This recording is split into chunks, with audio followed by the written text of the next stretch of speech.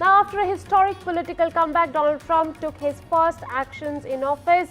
Trump signed a slew of executive orders after taking oath as president on Monday, looking to quickly implement his agenda, including declaring a national emergency on the US-Mexico border, ordering construction on his border wall to resume, and terminating diversity in federal agencies.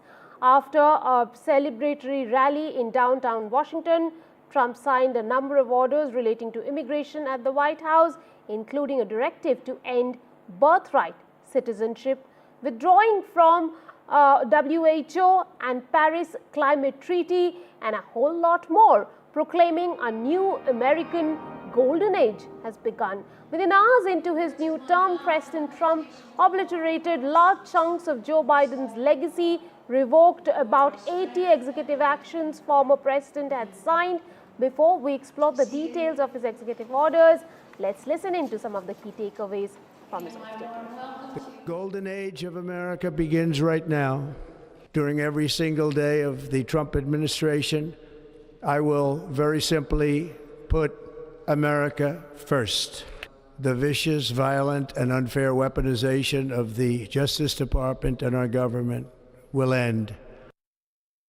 Soon after taking over as the 47th US President, Donald Trump signed a record number of orders, including one entailing the nation's withdrawal from the World Health Organization. The executive orders come on a wide range of topics, from requiring federal workers to return to the office full-time to revoking birthright citizenship and pulling the United States out of Paris Climate Agreement. But what does it mean to sign an executive order? My colleague Vishal Vivek explains. Executive orders are signed statements about how President wants the federal government to be managed. These orders can be instructions to federal agencies or requests for reports. They can also lay out major policies. For example, when former President Joe Biden signed an order to create a structure for establishing regulations on artificial intelligence. Executive orders are also used by presidents to pursue agendas they haven't been able to or can't get through Congress. New presidents can issue orders to cancel the orders of predecessors, and they often do that. Trump has already cancelled about 78 orders and actions signed by Joe Biden. According to the American Bar Association, the orders do not require congressional approval and can't be directly overturned by lawmakers. Despite appearing to wield a lot of power, there are some limitations to how far an executive order can go. Both Congress and the courts can potentially block these orders. Congress can also deny funding to federal agencies and cripple the enforcement of these orders. Trump 2.0 began with a bang of sweeping orders on day one in office. My colleague Arjun decodes the effect of Trump 2.0 on US. Have a listen. As Donald Trump returns to the Oval Office for his second term, his executive actions are already reshaping the US in dramatic ways. Here's a closer look at the sweeping changes under Trump 2.0.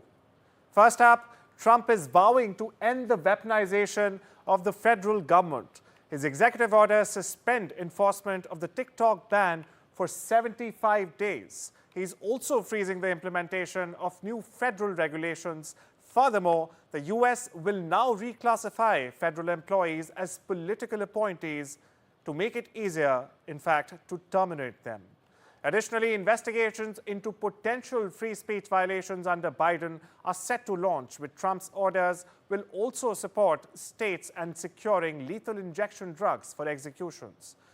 Speaking of environment, Trump will once again withdraw from the Paris Climate Agreement, signaling his commitment to rolling back climate regulations. His administration is easing restrictions on oil and natural gas production. Trump 2.0 is expanding fossil fuel drilling and eliminating the EV mandate. Additionally, Trump is halting leasing for large wind farms as well, prioritizing traditional energy sources. Now, in a significant move for global health policy, Trump is directing the US to exit the World Health Organization. It's a bold step to reassert American sovereignty on health issues. He's also taking decisive action on gender policies, with an executive order declaring the government will officially recognize only two biological sexes, male and female. He's also rolling back the DEI initiatives in federal agencies and in the military, marking a sharp break from the previous administration's inclusivity measures. Now, these orders signal a return to Trump's vision for America. It's a path that promises to undo key Biden-era policies and reshape the country's future. Only time will tell what will this new era mean for the U.S. Now, Donald Trump's first day as president was marked by a significant move to reshape the country's immigration landscape, signing an executive order that targets multiple immigration laws, including the long-standing principle of birthright citizenship. This move has sparked intense debate and is expected to face formidable legal challenges. At the heart of the controversy is the 14th Amendment of the U.S. Constitution, which grants citizenship to all individuals born in the United States. However, Trump's executive orders seek to reinterpret this amendment, asserting that children born to undocumented parents are not entitled to automatic citizenship. This drastic shift in policy is expected to impact millions of Indian Americans residing in the U.S., many of whom have been awaiting green cards for years or even for decades.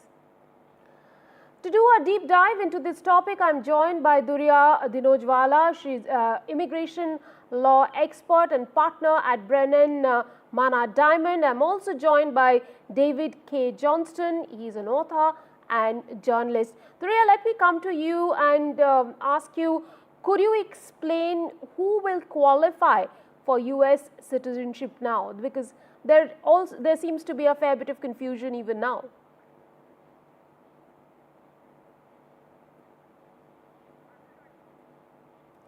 Durya, can you please unmute yourself before you talk?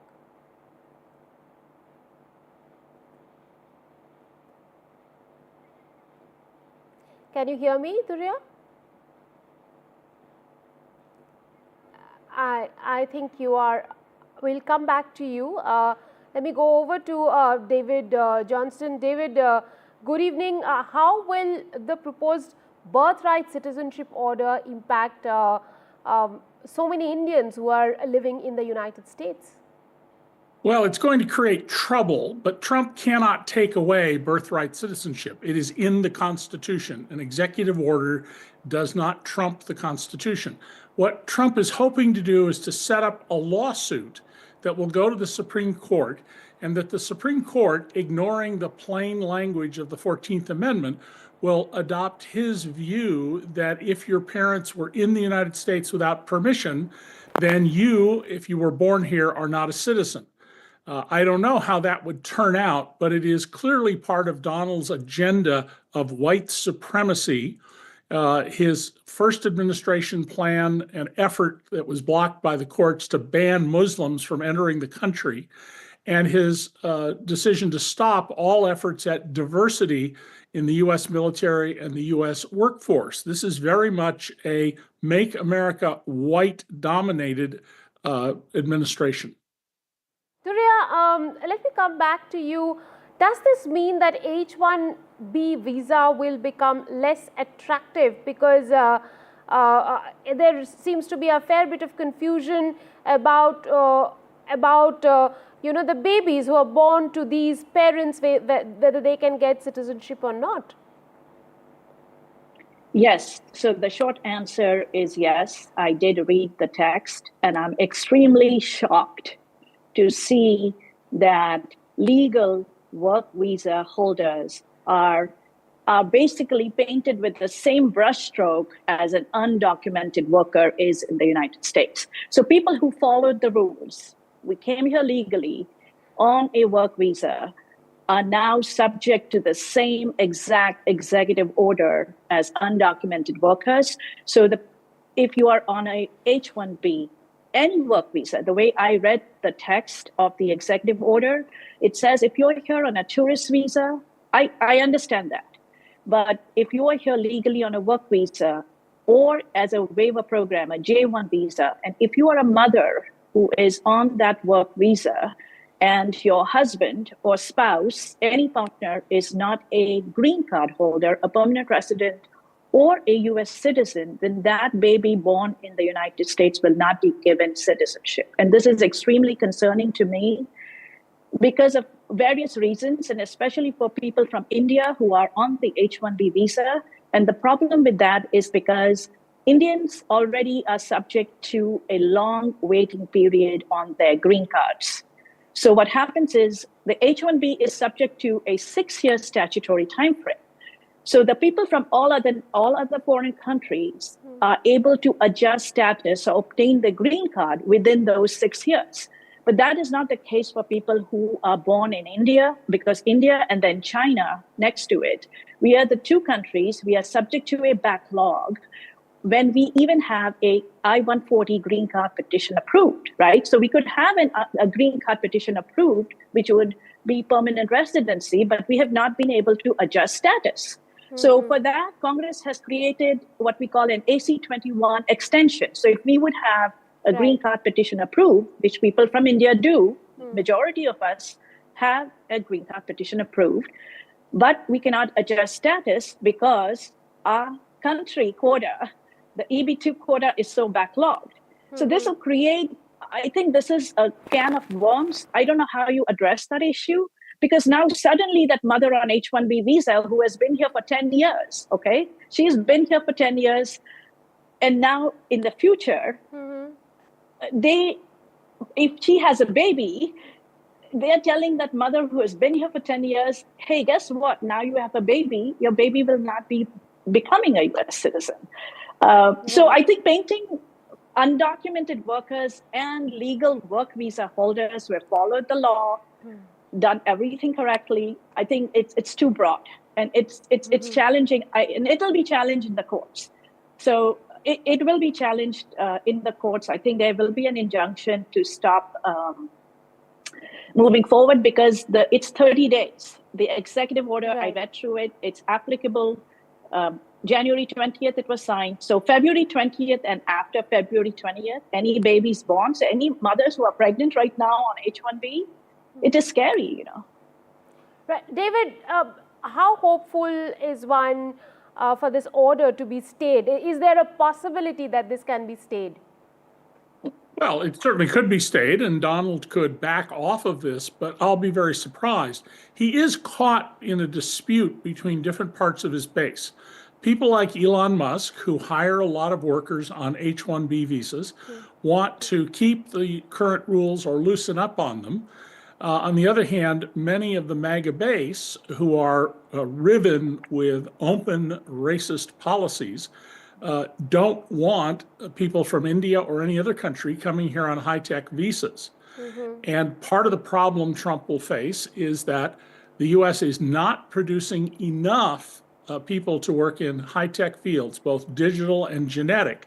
So it needs to get people who've graduated from institutions in India, China, and elsewhere to advance scientific research. This is a perfect example of how Donald's appalling ignorance is affecting America, and how his supporters, by and large, don't understand the complexities of the modern world and science research and development and technical research and development. Durya, let me ask you one last question. Do you think there will be a longer wait for the Indians to have their green card? So I didn't see any rules or law.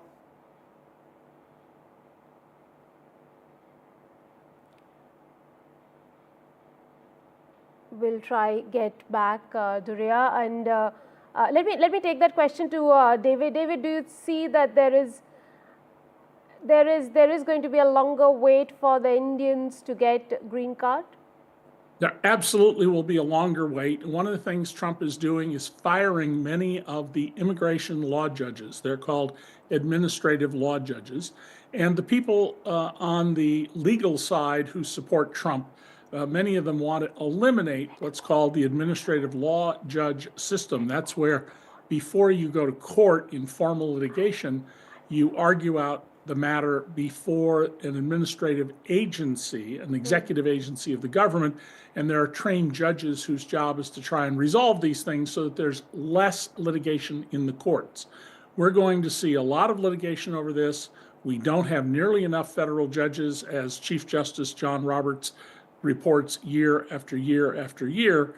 So if you're a green card holder and the largest number of H-1B visas, as your graphic shows by far, are from India, I think you're facing a real tough time going forward, especially if your employer needs to curry favor with Donald Trump, who is trying very hard to do what I warned people about 9 years ago, to become the first American dictator.